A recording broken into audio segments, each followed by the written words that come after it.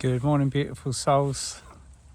Happy Friday. It's week 43, Tim in the woods, and as you can see, it is absolutely pitch black. I've come out for a walk thinking that it'd probably be light enough to record a video now, and it's not. So I'm sat here with a torch, inappropriate lighting for recording a YouTube video, but we're going to go for it anyway. And I think as I'm speaking, the sun will come up.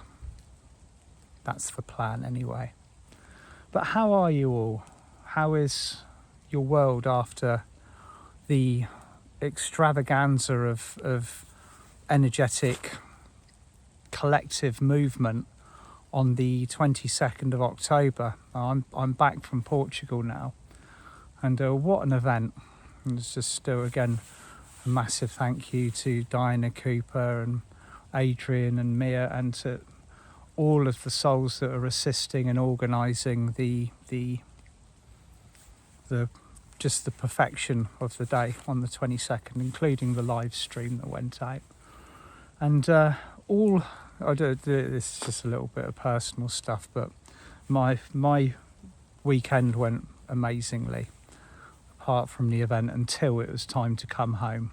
And we were due to fly from Faro to Bournemouth Airport at 8 o'clock at night. Got delayed by 2 hours, and then when we finally took off at 11:30 at night, got the information during the flight that Bournemouth Airport was shut and that we were rerouting to Stansted. So when I got back at 7 o'clock in the morning on the 24th, I had a little bit of recovering to do. But that's flying and that's travelling for you. And on the 2nd, I'm heading off to Germany to present my Atlantean Ascension workshop. So I will see you in Hamburg for those of you that are turning up. It's going to be an amazing weekend. So what's on the cards today? Lots of different things coming through, particularly about the dynamics and the energies that we've integrated. First of all, we've shifted into a higher timeline yet again, but I want to kind of just make sure that the distinctions or the expectations of what happens when this occurs are kind of ironed out, if you see what I mean. When we shift timeline and everybody kind of jumps consciousness, it reveals an incredible amount of potentials for living at a higher frequency, which is what our target goal is. That's what we're moving towards. We are striving for to establish, anchor, and participate in the golden future of physical humanity. And we've done it before in Golden Atlantis. We've done it in other eras as well. And this is a very important point that Diana made in the talk when she was speaking on Sunday.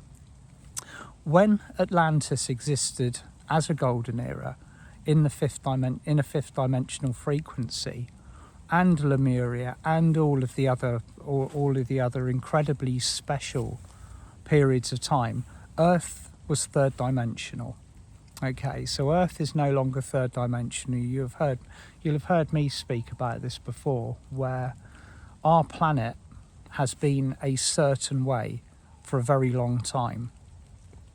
And it is no longer that way. We are living in a shifting, changing, forward-moving, rapidly evolving dimensional space. And for that alone, that fact alone, is the reason why we are experiencing so much turbulence in the world. I spoke the last time about the weaponization of fear as a way of diverting our ascension process into retaining a lower frequency. The way that this has worked in the past has been flawless. We've always believed what we've been told to a degree. I mean, some of us haven't, but as a majority, we've accepted the narrative. We've kind of taken on board whatever's coming out of the TV, being read in the newspapers, being spoken about, and it's been done without question. But now there is questions for everything. Every single little piece of information that we hear, especially as if it is from a media source, is to be questioned, it's to be analysed, it's to be taken through the heart. So what you are seeing around the world at the moment, what is being presented to you, is not the actual reality of what it is. There's a far bigger picture moving in. But we have successfully secured a merging of many, many lightworker monads, which is a total game changer because it means all of the other soul aspects. I'll just explain briefly for those of you that might not be aware what a monad is, or a monadic presence. You are one part of 144 soul group. So that 144 soul collective, or consciousness collective, points of brilliance, are part of a monad. Now, if you think about how many people exist around the world, there's roughly 8 billion of us in the incarnation. That's a lot of monads. I worked it out, funnily enough, in a workshop recently, and the incredible number that I came back with was something, it was 55555. I'll have to crack the calculator out again, or you can do it if you're that way inclined. But the dynamics, the numerology and the mathematics of it all adds up very nicely. So you listening to me talking at the moment here in the slowly brightening woods are a part of a group of 144 souls. Even closer within that group, you are part of an oversoul. So the monad is divided into 12 different parts. Not different, you're all the same to a degree, but you've got different stations around the universe, different souls, different bodies, different missions, different vibrations. So 12 makes 144, and there's 12 souls in each of the oversouls. So you might well be very close to somebody who is actually now a member of your oversoul. And this is, I don't mention the word very much because it has a tendency to send people flying off on a tangent. A lot of the what is regarded as a twin flame connection can actually be a monadic or an oversoul connection. Just that incredible, overwhelming love and recognition that you feel and sense and see from somebody who's actually part of your soul essence or a soul reflection. And the most beautiful part of it is that we are all, as many as we possibly can be, in incarnation here on earth with each other at the moment. There are so many of these soul groups having chosen specific locations, times, structures, jobs. All of these things are all coming together at this moment in time. And I suppose this leads me on to talking a little bit about soul families, but I want to talk a little bit about the power behind the timeline that we are now supporting, that we are helping to kind of increase and grow.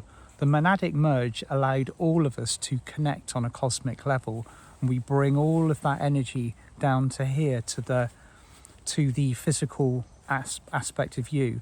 You are a representative of your soul energy. You are a physical manifestation of the wisdom, the love, the luminosity of your oversoul, your monad. And if you think about how much wisdom is contained within that monadic group of 144 souls, because each one of you has been incarnating over and over again. And it wouldn't just have been Earth, you'd have been all over the universe, the multiverse, dimensional spaces that probably aren't even quantifiable by name because they're beyond description. And you will have been there, you will have learned, you would have gathered, you would have collected resources, and you would have come back. And a little bit like a worker returning to the nest, say in an ant colony, you come back with something and you present it and it becomes part of the whole. That is how a monad works. So the collective monadic energy, the overall energy, contains so much wisdom, so much love, so much light, so much knowledge, and we now have collectively far more access to that than we did previously. It's securing a higher timeline in a way that we probably won't be able to kind of make out quite how it's going to work until it does. And then we can look back and say, well, that was quite obvious, wasn't it? So a higher timeline doesn't mean perfection. Okay, a higher timeline means that we have the potential to be more in our soul essence, and it means that we've got work to do to correct the abnormalities or the inconsistencies around us in order to make perfection. We all strive for perfection as light workers, don't we? We want the very best. We want the very best for ourselves. We want the very best for our planet. We want the very best for everyone and everything around us. That's what we're here for. We're here to learn, to grow, but most importantly, each one of you listening to this will have agreed to an incredibly powerful mission before you came down to this planet. And there are many attempts at the moment to distort what we're creating. You've heard me talk about it before, fear seeding. Well, the biggest fear seed, the information that we should all be questioning, is coming out of the media at the moment, and it is provided by the platform of conflict. Okay, now conflict is almost like the final tool within the toolbox of the 3D matrix. If all else fails, roll out the guns, and I'm not going to focus too much on that, because it's down to us collectively to focus, to anchor, to bring in the potential for the higher timeline, but also remember that while all of this is going out, that karma must play its role. Everything has to come to an end, and that as one door closes, another door with a much brighter quantity of energy on the other side opens. So stay focused, stay completely attuned to you, your heart center, what you wish to see in the world. If you have this going on around you, be the calm within the storm.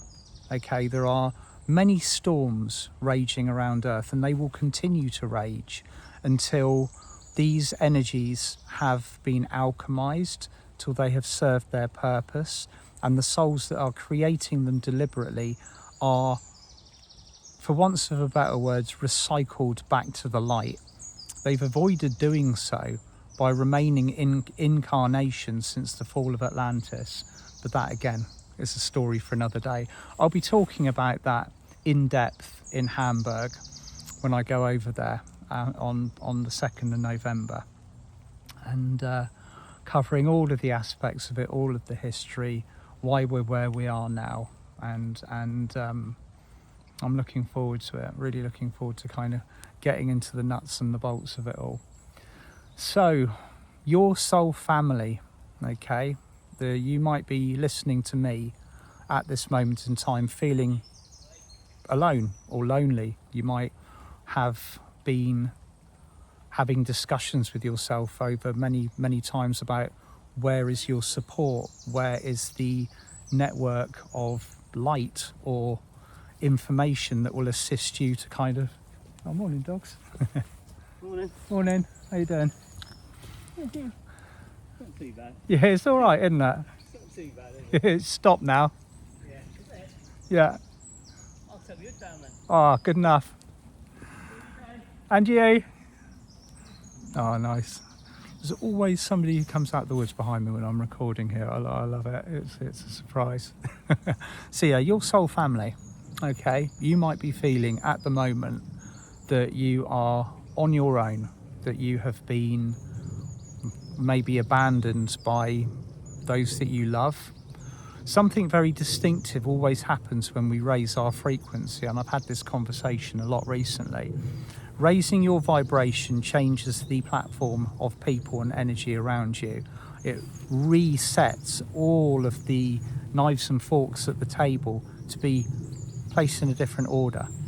So your frequency, when it rises, when you take on the ascension mantle, roll into this mission, you will inevitably see change around you. This is something that happens over and over and over again. You might be one of the lucky ones who manages to maintain a system around you where the people that were around you previously are on board with your energy and stay with you. But in many cases, people just fall away, and it can feel like the ultimate form of rejection when somebody that you grew up with, or maybe the person you married, or co-workers that you've been aligned with for a very long time, suddenly no longer fit your vibration and you no longer fit theirs, and they fall away.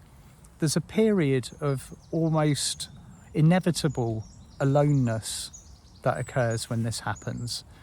I call it, it's all part of the going dark. When we are, even our guides and our angels step away from us and they observe us from a distance to see how we respond in this situation. How much love do we have for ourselves? How much have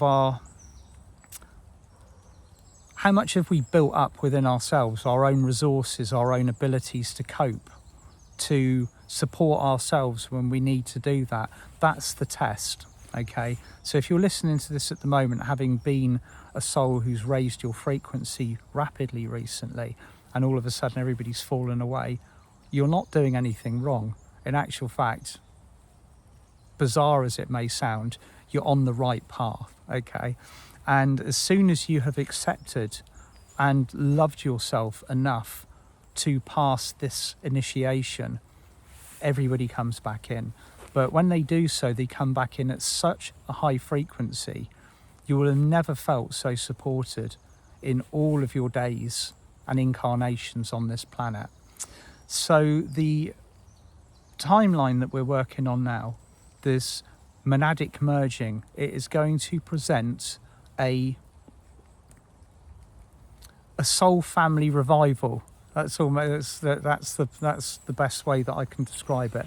A soul family revival, a reunion where we not only reunite with ourselves, but we reunite with all of these golden beings that we sat around the table with prior to this incarnation, made agreements with, shook hands, hugged heart to heart, signed contracts with, in order to do the job that we're doing now. They're all waiting to come in. All you need to do, or we need to do, or I need to do, is accept that I am enough to deserve that. Okay, so it all boils back down to the inner child stuff. The how does the little version of you feel about the world around you at the moment? Do you feel that you've been fairly treated? Do you feel that you've got too much on? Do you feel that you don't have enough fun or have enough time? Or maybe you just haven't acknowledged that part of yourself and given it enough love. Now's the time. Okay, now is the time. If you are in that particular space, if you are feeling that the little version of you is undernourished, has not got the support that he or she needs, then take some time now. Okay, between now and the winter solstice, the December solstice, sorry, because it depends on where you live on this planet, doesn't it? As I've been reminded so many times. Depending on where you live on this planet, we're heading towards the December solstice, and it's going to be powerful. It really is. And so take that time now to love you. Okay, it might involve you saying no to some agreements. It might mean you cancelling some appointments, taking time for you, doing that extra walk in the mornings, anything that will nourish your soul. Or maybe it's more alone time that you need. whatever you need, give it to yourself now.